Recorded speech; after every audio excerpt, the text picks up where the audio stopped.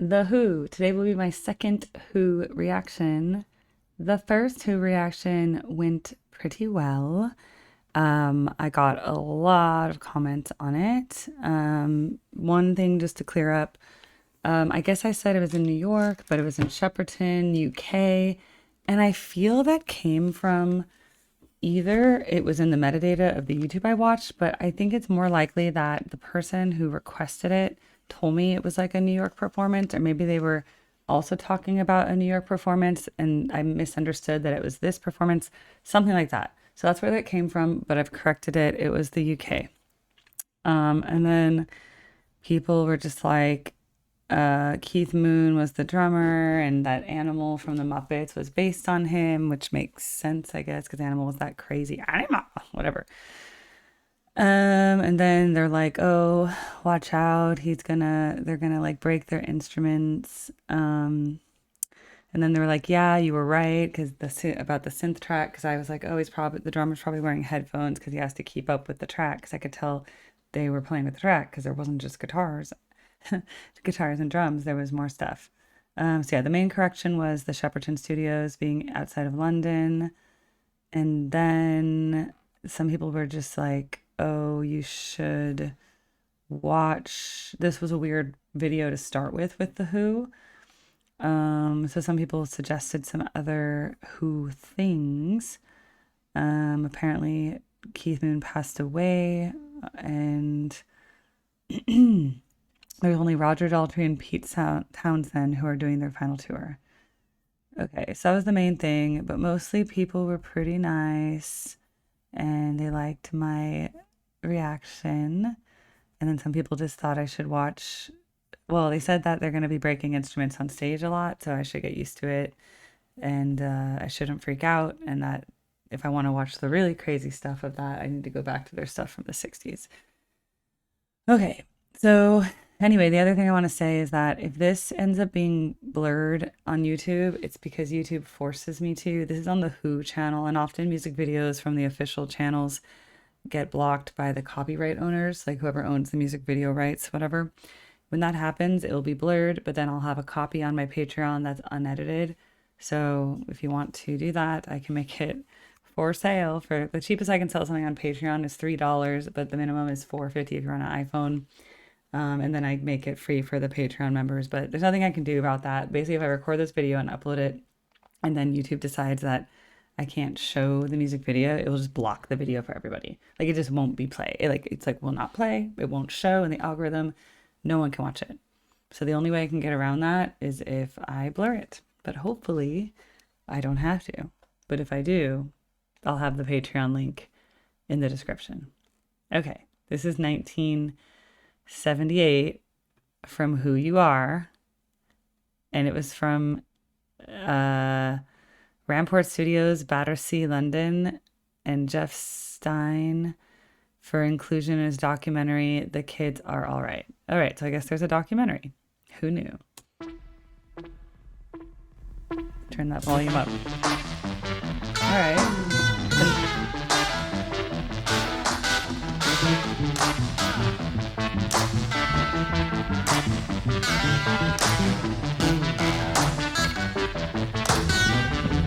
All right, there's the headphones. Like that, a shirt says Keith. Oh, I've heard this song before. I don't know where.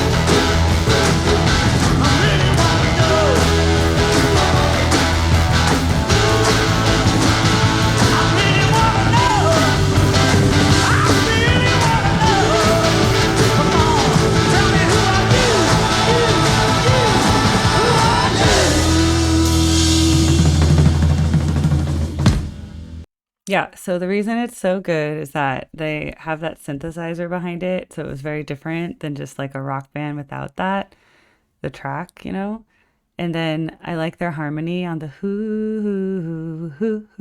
And then they have the part where they're clapping to add like clapping percussion into the recording. Obviously, there's a music video. It's not like them recording it live, right? Because they're doing many takes. Keith Moon is a little bit wild, but I like it. He's dramatic. Um, and then this singer, of course, is very good. Let's look up his name. Is he Roger Daltrey? They say he plays harmonica, but they should just say that he's a singer. Yeah, like the internet's like Roger Daltrey. Um, let's. Okay, so I really like that, but yeah, I've heard this song before, so I don't want to be like, oh, I can't be like, oh my God, what is this sound? I've never heard this before. I've heard this in like a commercial or movie or something. Um, but I've never seen them before. Like this is the like from the last video I watched. That's the first time I ever saw what the Who looked like. Because I just heard that, you know, like I said in the last video, I knew what Baba O'Reilly was. And my mom had mentioned this Tommy musical with the pinball thing, but I feel like I barely watched it. I feel like it was on before, and I was like, this is weird. And maybe I watched like 10 minutes of it when I was like 7. So I don't remember Tommy, the pinball wizard thing.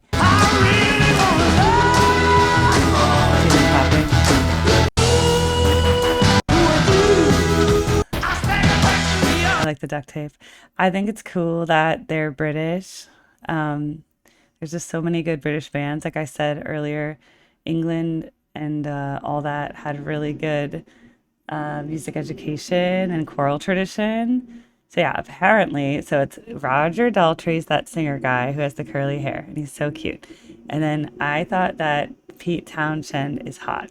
Okay. Then there's John Entwistle. He's kind of hot too. And then Keith Moon, he's cute too. He's just kind of like crazy, you know? And apparently they're considered one of the most influential rock bands of the 20th century. And it's because they developed the Marshall stack, the large public address systems, the use of synthesizers, their influential playing styles, feedback and power chord guitar technique, and the development of the rock opera. They are cited as an influence by many hard rock, punk, power, pop bands. Yeah. I mean, I could see that if they like kind of came up with rock opera, then like that's how we got like Jesus Christ Superstar and stuff like that. Though Andrew Lloyd Webber was like already writing musicals, so I'm kind of like maybe he just kind of incorporated the music of the day into it, right? And then what else about rock operas? Well, I guess they did that Tommy thing, right? Um, okay, so they used to be called the detours, pop art, mod movement. Okay. Now, what I said in the last video, I mentioned something about like Timu, whatever, because I was like, they kind of look like the Beatles. They just had the same like hair and beard styles, you know, of what I associate with the Beatles.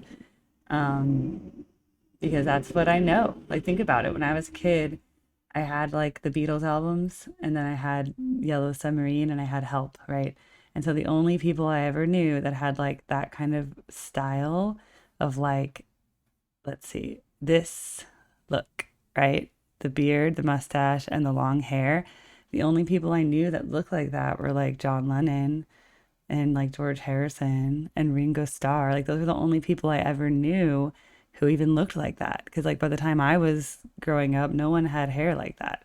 And definitely no one wore big curls, you know? I mean, that's a different, only people with the beautiful curly hair could pull that off. So like the singer of The Who, he just happens to have the really good hair. And he doesn't need to have a beard because he just has the good 70s hair. That was like also a very coveted style at the time. And I wonder if people got perms to do that. I mean, I think his is natural, but he doesn't need, he probably can't pull off a beard because he's like blonde. Maybe it doesn't grow in thick. So he was just like, I'm just going to be baby faced and have like the wild hair. But these guys had to have like the Beatles looks. I think that was just what was popular at the time. Um, but then it turns out that the son of Ringo Starr ends up being in this band eventually, which is crazy. Like, look, even Google tells you that. Zach Starkey, he joined them in 1999. Now, I didn't know that Ringo Starr's name was actually Starkey. I didn't know that until like now. And I didn't even know he had kids. Like, I'm so confused. Also, why do they have so many drummers? Like, I heard their drummer died of like a drug overdose or something. Like, he was on a medicine to help him with his alcoholism or something. And then that drug is what killed him. So it was like really sad. But this band has bad luck with drummers. Because look, it's like 1962 to 64, Doug Sandham. Then they had, um, then they had the dude, whatever, the one I was just talking about, Keith, Keith Moon, right? But then after he died, it looks like 1978, Kenny Jones. And then after he died, Simon Phillips, okay? And then only in the modern times, 1999, did they get Zach Starkey. And I guess he must have like, I mean, obviously he had connections in the industry because Zach Starkey, if he's really the son of Ringo Starr, then he probably just like grew up as like a rich kid and got to hang out with all the star, you know. Yeah, look, Ringo Starr and Maureen. Who knew his name was Starkey? I would have also changed my name to Starr if my name was Starkey. I guess he had, oh, when he was 8, he was given a drum kit by Keith Moon. That's really interesting. It was his godfather. Oh, that's crazy. So then he learned how to play the drums because, you know, his father was a drummer too. It's called The Beatles, and his name was Ringo. And he's still alive, and he's still performing today. My parents just saw him, and they said he was great. They also saw Paul McCartney, who also is just great, though some people think it's not the real Paul. They think it's Fall, that they replaced, like M15 had to replace Paul McCartney, who after he died in an accident. Anyway, this is a whole, I haven't even done that conspiracy yet, but I might. Okay, so that's interesting that he ends up in the band eventually, but it's also really strange to me when like one person in a band dies really young and then that position is cursed forever. Notice how they had so many drummers, but the other people were always consistent. You know what I mean? They didn't have to like replace a guitarist a bunch of times. They just had to replace the drummer. And you're like, that happens a lot. Like drummers, there's something with drummers. Like there was a bunch of jam bands this year that had to replace their drummers, like the Disco Biscuits. And then like the band Goose had to replace their drummer. Their drummer was like controversial. So there's something with drummers that I think is always difficult. But that's my reaction to that, is that, yeah, I've definitely heard that. Ooh, da, na, ooh, hoo, hoo, hoo. I've heard that before. Did I understand the words at all? No. Did I pay attention to a single word? No. I still don't know what that song is about. I didn't hear a single word. Who are you? I literally did not understand a single word. So maybe I should do that because you guys will get mad at me. Who are you? Who? Okay. Then there's a whole story here. I woke up in a Soho doorway. A policeman knew my name. He said, you can go to sleep at home tonight if you can get up and walk away. Oh, because he's like drunk or something. I staggered back to the underground and the breeze blew back my hair. I remember throwing punches around and preaching from my chair. Well, who are you? Who? I really want to know. Who? Because I really want to know. Who? All right, I took the tube back out of town. This is so British. Back to the rolling pin, I felt a little like a dying clown with a streak of Rin Tin Tin. I stretched back and hiccuped and looked back on my busy day. 11 hours in the tin pan. God, there's got to be another way. Oh, it rhymes. Cute little rhyming song that tells a little story. I like that. I know there's a place you walked where love falls from the trees. My heart is like a broken cup. I only feel right on my knees. I spit out like a sewer hole, yet still receive your kiss. How can I measure up to anyone now after such a love as this? That is so weird. It went from like I woke up and drunk and then I ended up in jail and now I'm in love. It's a little bit out there, but then it's like, who are you? So maybe he saw a girl and was like, who are you? Who? I really want to know. Because if a guy gets obsessed with you, like he sees you and he falls in love, men fall in love at first sight. It's like so true. It's so true. And then sometimes they'll just like, you're just a placeholder. Like they didn't fall in love at first sight. They kind of grew to love you. It's different. They fall in love at first sight. They're like, who are you? And then they need to find out everything about you. And they kind of like stalk you online. That'd be so refreshing to fall in love at first sight. That would be great. You know, it'd be nice to feel those feelings. Anyway, so this is cool. I want to tell you though, I never even like processed the words of this song. Okay. Like they never even like went in my brain. I had no idea except for the who, which I just thought they were saying ooh. And I want to explain because you guys are always like, mad at me, but I want to tell you a few things. One, I am neurodiverse. Okay. I've always been that way. I've always been very musical, and my brain is very auditorially stimulated. Okay. So, like, little sounds bother me, a ticking clock can bother me.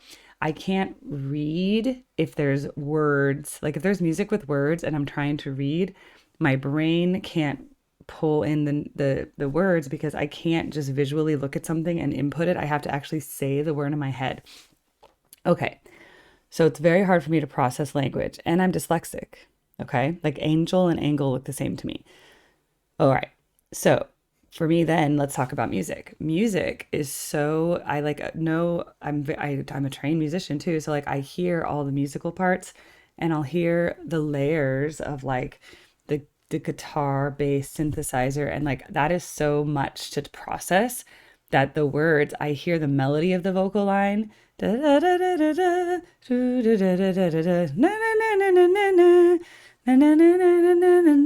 I know the melody. I have no idea what they're saying. Okay. So that is just how my brain works. So please, it doesn't make sense to get angry. And I want you to know, in your generation, if you're older, you guys were kind of dealt a pretty bad hand in the sense that education back then, and I think this is what Brick in the Wall was about, it was very rigid, and there was only one way, and if you didn't do it, they'd like whip you, and like they used to make left-handed people write with their right hand. Okay. So back then, everything was like, you have to be a certain way. You must conform yourself to fit in a way. Like a round peg, square hole, too bad, make yourself a round peg if you're square. Okay. That was the education system that boomers were raised in. They literally like shock therapy you. Okay. Like it was so messed up. So I'm a teacher, and one, I believe in growth mindset. Okay. So for my students, I do not say the goal is that you're the best, or the goal is that you win, or the goal is that this. My philosophy is the goal is the self-development. The goal is the reflection that you go through in the process of learning. The goal is overcoming little things that make you a better person through the study of whatever we're doing. So with me, it's like they're studying singing or they're studying piano. So the little kids, they have all these other learning problems. They have all these other developmental problems. By learning piano, we're like basically growing as a person. But I'm not, at the end of the day, if they're not winning a competition or performing perfectly at the recital, I'm not mad, because it's not about the output of the recital. It's about the process of getting to the recital, if that makes sense. One. Two, I basically like my student, I comprehensively try to understand them. I see how they learn. I see how they process. I see if they are reading sheet music, and that's how they like process. And then I'm like, great. Okay. Then there's kids who they cannot read sheet music. They're just like, this doesn't look like anything to me. But some kids can play by ear, right? And then some people, it's all motor. Okay. So they have to be like taught it, but as soon as they learn it once, they know it. It's like in their body, and they're just like, oh, I have it memorized. Okay. So it would be very stupid for me to force someone who has a really good ear and learns auditorially, or who has muscle memory, like gifts, like they're very like athletic and they just like pick it up. It'd be very stupid of me to force them to sight read when they're going to sight read so slow, and it's going to frustrate them. Okay. So why would I do that? That is just the bad old education system that's like, you must learn. They not only tell you how you have to be, they tell you how you have to learn. And it's wrong. Okay. So when I tried to be like everybody else, I suffered. When I embraced my unique gifts, which are both positive and deficits, right? Like there's some things that I'm really good at. I'm really good at being ADHD and doing a million things, and like going from task to task, and being really diverse in what I do and running around or whatever, and being really creative. Okay. What I'm really bad at is sitting in an office for 8 hours a day, because I can't sit still because I'm ADD, and I get really bored. And then I need to talk to people all day. If I'm not talking to people, I like die inside. I'm very extroverted. So there were jobs that would put me in the back office doing like data. And it was like the worst job you could put me in. Okay. But the jobs that are heralded in society, at least for my generation, have been like, oh, software engineering. Wow. Engineering, right? I should not be an engineer because I need to work collaboratively with people. And in this job of YouTube, I'm talking to you guys. So the whole time I get to be verbal and like talk. And that's what I'm really good at. I'm very good at talking to people. I can like call people, I can have conversations, I can talk to anybody. But when like I was forced to be in a rigid role, like you must do this or whatever, my brain, like I was once given like clean up this spreadsheet and look for duplicates and stuff like that. And I made so many mistakes because my eyes don't scan. Like I said, they don't scan words really well because I'm dyslexic. So I was missing so many things on this spreadsheet. My manager got mad at me. He's like, this is a mistake. This is a mistake. And I'm like, sorry, like I just don't have that attention to detail. It's just not in my brain. So it's like, that's not something I'm going to be good at. Other people are really good at that, by the way. They're very astute and they're very visual and they can like see things really well and they can focus. I can't focus on one thing. I don't like making eye contact. I don't think it's because I'm autistic. Okay. I don't think I'm autistic that way. I'm very social. I'm very extroverted. I can't look at one thing because my brain is always focused on everything. And in my mind, I'm seeing everything at once. But when I've been on stimulants for ADHD, I'll like be able to look at an object and it's really cool. Like I'll be able to be like, wow, look at that painting. It's very interesting. I can hold my focus for more than 1 second. So that's what stimulants do for someone who actually has ADHD. But in general, it's like my brain is like everywhere at once. So anyway, I just wanted to explain that to you because people will literally yell at me in the comments for like not paying attention. And then they think when I'm typing, I'm not paying attention. Contrarily, I'm actually really paying attention because when I type, I'm locked in. Because also ADHD people, we like to like do something at the same time as what, because like I need to be active, right? I can't just sit still and watch a video and absorb it. In fact, my brain starts to wander and think dishes, kids, appointments. But when I'm doing something active and I'm processing and I'm like really, that's when I lock in. So I used to do crossword puzzles in my lectures in college to focus on what the professor was saying. Because if I didn't doodle, or I'd have to draw circles and draw little designs on my paper, like squares, geometric shapes, like draw my name, Erica, decorate it. That was the only way I could absorb the lecture. Because if I didn't do that and I was not doing anything and I was just sitting like this, my brain will literally just like daydream and not hear. So doing the active thing allows my brain to process the music. It allows me to see what's happening in the video. Okay. So please understand that and just go back to that child of like you were a wounded child. Okay. When you were a kid, there was a time, I'm sure of it if you were a boomer, that someone told you the way you were was wrong. Okay. They'd either told you you can't be left-handed. They told you you can't do that, this, that, whatever. They told you something about your natural way that was wrong. And then you were wounded and you were hurt and you had to basically feel rejection and sadness, whatever. So I just want you to go back to that kid and realize you can give love to your child self that was like told not to be someone that told you were bad for being left-handed, for example, and just give love to that person. Okay. And if you do that, you'll realize you don't need to be mad at YouTubers and other people online who are putting themselves out there because we're just being authentic. Okay. Like a lot of us are just being truly authentic. And that sometimes the authenticity is threatening, especially if you've been living a lie your whole life, playing a part or being someone else who's not authentic. Seeing someone who is authentic is directly threatening to you. So that being said, that's my philosophy on reactions. I just want to be 100% authentic. I just can only be who I am. I can only evaluate things the way I am. And so if I don't listen to lyrics, it's because my brain doesn't process it. And that's why I do a lot of lyric videos, because then I can see it with the music and that allows me to see it, to hear it.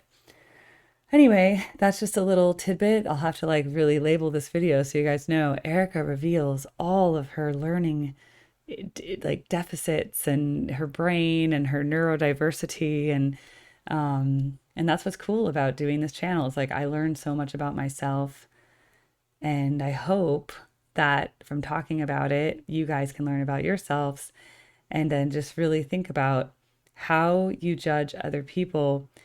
And usually someone who is quick to judge, well, it even says that in the Bible, right? Like he who throws the first stone or something is like the one who's actually guilty, right? Like, um, something like that, you know, like something like that. Like he who throws the first stone, blah, blah, blah. Okay, it's like if you're happy with yourself, then someone else doing something doesn't threaten you. When you're unhappy with yourself, you project that own unhappiness out on other people. And I know this because I used to be an unhappy person. And I used to do that like a lot. I was angry and I was jealous and I was mad and I was a really unhappy person. And I would like get really mad at things and certain things would trigger me that I was insecure about. And now I'm not like that. And it's really great. And almost nothing triggers me on the internet. Like if I see someone else doing something that I don't agree with, I'm just like, that's good. I love that for them, you know? Good for them. That's great. I'm glad they're living their truth because I'm living my truth. Does that make sense? All right. Well, this was an interesting Who reaction, and I hope everybody watches this because that was cool. I might even clip this into a secondary thing just about like my learning differences so you guys can know. Okay. Well, have a great day, and I'll please, if you want me to react to more of the Who or something else, fill out my reaction form because that's where this comes from. And like, look, this comes onto my spreadsheet, and this is the tipped side of my spreadsheet. And when that happens, I will mark it off green when it's completed. And then I know exactly the non-green ones are the ones I need to do. And then the ones that are not tipped go on this really long list, but some of them are in fact marked off. I try to do them in live streams and stuff like that. So for now, you can put them in, but probably one day when I get really popular, I'll have to have like members only will be able to do requests. And that's just how it has to be. Because if I grow to 100,000 subscribers, this spreadsheet would be insane and I will like have a mental breakdown. So for now, everybody can suggest, and I just prioritize based on tips. And later, it will probably be only members can request. So that's going to be what happens because that's just how supply and demand works, baby. But I love you all, and I'm happy to give any wisdom or philosophy or things I've learned as a teacher for the last 15 years. Happy to talk about it because it's quite interesting how understanding how different people learn and then being able to adapt your lessons to them rather than forcing a person to go into the we don't need no education brick in the wall way. I'm telling you, it's the most amazing thing as a teacher, like to be able to do that.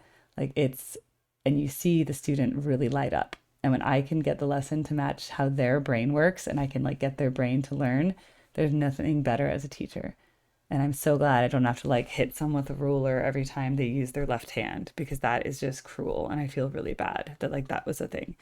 But that's just a metaphor. The left-handedness is just a metaphor for all the other things that you guys were not allowed to be because of weird boomers are like so obsessed with like judgment and shame. And like, I remember with my former mother-in-law, I mean, you know, because I'm divorced, she's still my mother-in-law in a way, right? Because she's the grandmother of my children. She used to just really be all very like worried about shame. And I just think it's her generation. It's like, what will people think? Like, what will people think? And like the secrets that people kept just because of what people would think. It was like such a generational thing. Like if something happened, it's like never tell anyone about this and live with this forever. And it was just very unhealthy things that you guys were brought up with. Like those ideas are really bad for trauma. So that's all I'm saying. So try to like forgive yourself for any of that. And it's sad that like that's how people were. And I got a little bit of that from my boomer parents when I was growing up. They projected that same shame that they were raised with. And it was only once I got out of that and I went past that and did a lot of work and therapy that I was like, oh, there's a lot more here than meets the eye. Okay, please subscribe and I'll see you guys soon. Bye.